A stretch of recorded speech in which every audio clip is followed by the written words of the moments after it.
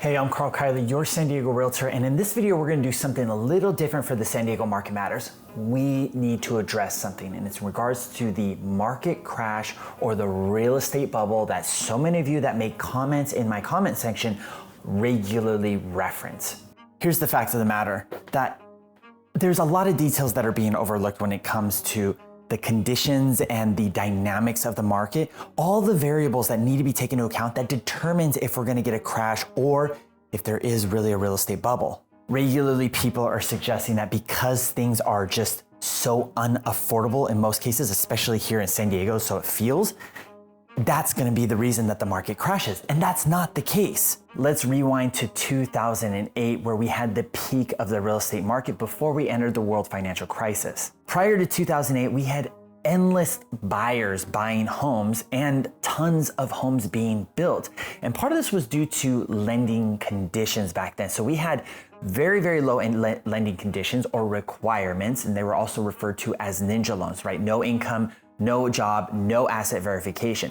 Also, these loans were primarily interest only, and in a big portion of them, they were also negative amortization loans, also referred to as neg-am loans, which means the principal increased as time went on because the owner wasn't paying the full interest amount. So whatever difference that wasn't being paid, it was just add to the principal. So now you have these homes with zero interest or interest only payments, 0% down, and then you also have the neg-am ones where the principal balance was going up over time. In addition, prior to 2008, and here's a really important detail, we had unemployment about the same level that we have now, that 4%, low 4% range.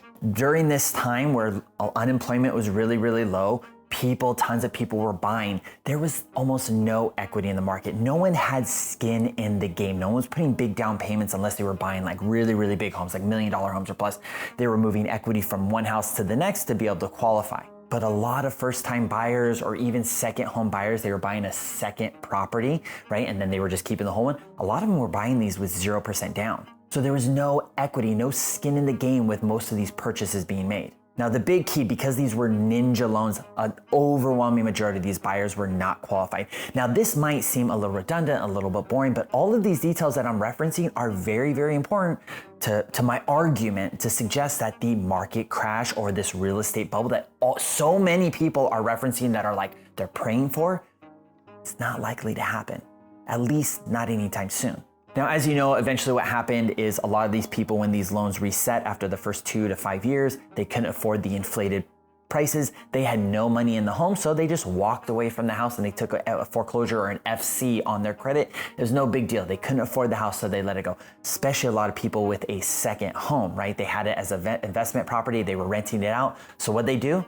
They just stopped paying the mortgage, collected rent. And back then they didn't have established loss mitigation departments, the loan companies. So the process of foreclosing and pulling the home back into their portfolio was extremely drawn out. So a lot of these people who own these houses that stopped paying their mortgages didn't pay them for like 6 to 12 months before the home was finally foreclosed on. Now, once we hit 2008 and it peaked, unemployment went through the roof. So unemployment during this world financial crisis hit about 10%. So we had lots of companies that were shutting down. We had tons of employment going through the roof. And as a result, because so many people were losing their jobs and they couldn't sustain their payments, they were walking away from their houses, a lot of those homes got foreclosed on. And that's what caused this flood of homes to the market. Okay, now that the history lesson is over, let's talk about the difference of loans that we have in today's market compared to what we have in 2008 that would further substantiate my argument. Okay, we have full doc loans, meaning they validate all income, work history, and everything like that. In addition, there's way more equity in today's market, right? So people have put money into both the home being able to qualify for it. So lots of 5% down, lots of 10% down, lots of 20% down loans. These are people that aren't just going to walk away because they had 0% down loans. They put money in the house. They're going to do their best to stay there. In addition, an overwhelming majority of the market is sub 5% interest rates, and a larger portion of that sub 5% is sub 4%. These are people who, it's called the lock-in effect. They are so attached to how low their interest rate. Like, I'm at an open house right now. That's why I'm doing this video here. I've had people come in where their interest rate's like 2.35. I had someone that came in at 3.25, like really, really low rates that makes it hard for them to sell and jump up to a 7% interest rate. In addition to interest rates being low for some of these people, the skin in the game, and also the qualifying measures for loans, there's also, if you look at the last few years, we've had so much less volume, transactional volume from sales taking place, right? We don't have a lot of homes that have been for sale. We don't have as many buyers that have been able to qualify to buy. So that right there, that has almost safeguarded the amount of homes, of homeowners that are vulnerable to a shift in the market that would force them to sell their home, and that home either come to market as a foreclosure, which by the way, our foreclosure rate nationally is super, super low, even more so in San Diego, and or those that maybe don't go to foreclosure but just are forced to sell either through short sale, or maybe they get out with just enough to like cover the sale. Okay, for a crash to happen in this market, we need to see mass inventory hit the market. Now, if you've been watching my San Diego Market Matters, you know that our inventory is up about 40-ish% in San Diego County, and there's some areas, parts of the US where it's like over 200%. I think a lot of that's in Texas and Florida, but here in San Diego, we're up 40% in inventory only. We're still less than pre-pandemic levels. So right now we're about 6,000-ish homes, where pre-pandemic we were between like 10 and 12,000 homes. So we still have a long ways to go in inventory to come up before we start getting into a position where the shift, right? There's so much inventory that outweighs buyer demand. Now, what we would additionally need to see is we would need to see, one, unemployment go up, like high. Not necessarily 10%, but if we saw unemployment go to like 6 to 8%, and mortgage interest rates stay where they are, and new job openings stay where they are. So then we have cost to entry high, we have more jobs being lost, then we also have not as many job openings for those people that are being turned over in the job market to find new work. Then we are being put in a position where the sustainability of the housing market would become compromised. Now, if all of those factors came into place, then yeah, we're definitely in line for a market crash. Here's the thing though, that's really, really difficult to try to have happen. Right now, we're sitting low 4% unemployment. Our new jobs is low as well, which is very, very concerning. But if you look at wages are on the rise year over year. So the people who are retaining their jobs are getting good pay grades, pay increases, actually not pay grades, but pay increases at their jobs. They're not turning over, they're not being turned over, not forcing to quit or anything like that. The mass layoff movement just hasn't really kicked in. Okay, let's talk about affordability real quick. So a lot of people think that affordability, the fact that it's just so expensive to buy right now, that's what's gonna cause this market bubble to burst. Affordability can actually be better and more easily resolved with interest rates rather than price adjustments. So consider this, and these are very, very rough numbers, so feel free to check them yourself. $600 in payment is about 1% reduction in interest rate. $600 in payment in purchase price is about $100,000.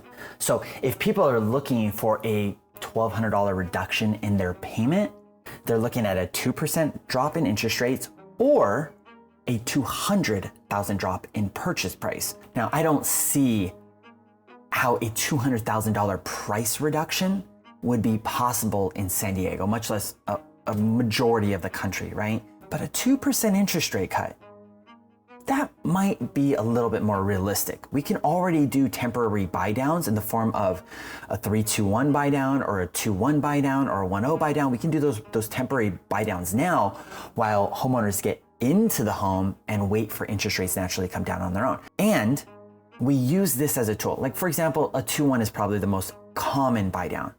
You buy the rate down to 2 points for the first year, then it's down 1 point for the second year, and then it resets at whatever rate was when you initially bought the house. But that gives the market time for interest rates to come down and for your income to grow at your job. Bottom line, affordability is the hottest topic right now when it comes to the whole real estate market sustaining itself. And though it is absolutely accurate that this is a major issue, the solution to it isn't the market bubble bursting and prices coming down, because for them to come down enough for it to be affordable again, it's just not realistic. And guess what else happens? If the market bubble bursts, what do lenders do? Well, they raise lending restrictions. So you're not going to be able to buy with 5 or 10% down. Otherwise, we would have all done it in 2012. Back then, you either had your FHA loan that you had to qualify for, or you had to get a loan with 20% down. Like, do you realize how ridiculously difficult that is to save up 20% down of a purchase price? Okay, so as we close out this week's San Diego Market Matters, thanks for joining me with this little bit of a different dynamic, but I want to share with you what my thoughts are for the market, okay? I am hoping that the Federal Reserve and mortgage interest rates are going to stay where they are right now, probably until the very, very end of the year or through the year. Now, mind you, the Federal Reserve interest rate does not directly influence mortgage rates, but it has an impact on the market, which then influences mortgage rates in one way or another. But I'm hoping interest rates will stay between 6.5 and 7 until the end of the year. Our inventory will come up, and negotiations between buyers and sellers are going to start to continue. I shouldn't say start to continue, that doesn't make any sense. They're going to continue to soften, okay? And we're going to be able to put buyers in a little bit better positions without our prices having to come down exactly. So that's it for this video. Thanks for coming along with me on this ride for a little bit of a different dynamic for this week's San Diego Market Matters. If you haven't liked and subscribed yet, please consider doing so now. As always, I'm Karl Kyler, your San Diego Realtor. I'll see you in the next video.